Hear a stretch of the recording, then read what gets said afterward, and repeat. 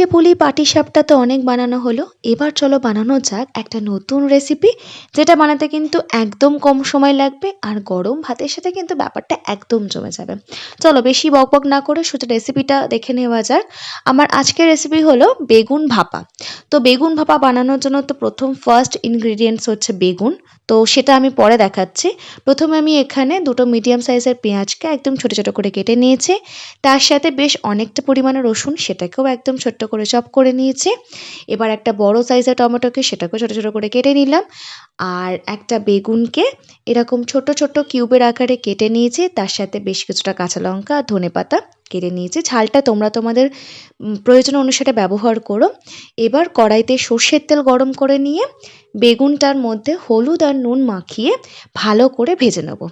তারপর ভাজা হয়ে গেলে যে পাত্রে আমি ভাপাটা বানাবো সেরকম একটা টিফিন বক্স আমি নিয়ে নিয়েছি। তার মধ্যে এই ভেজে রাখা বেগুনগুলোকে দিয়ে দিলাম।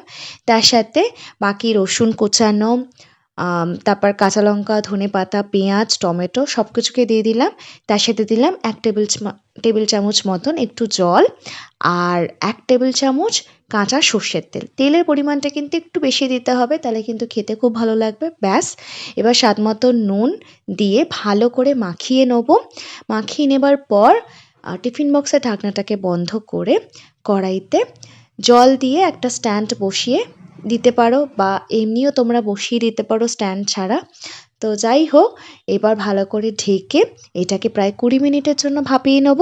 20 মিনিট পর টিফিন বক্সটা ঠান্ডা হয়ে গেলে এই যে দেখতেই পাচ্ছ রেজাল্টটা, কত সুন্দর একটা টেক্সচার এসেছে। খেতে কিন্তু গরম গরম ভাতের সাথে দারুণ লাগে। বেশ ঝাল ঝাল টক টক একটা ফ্লেভার আসবে।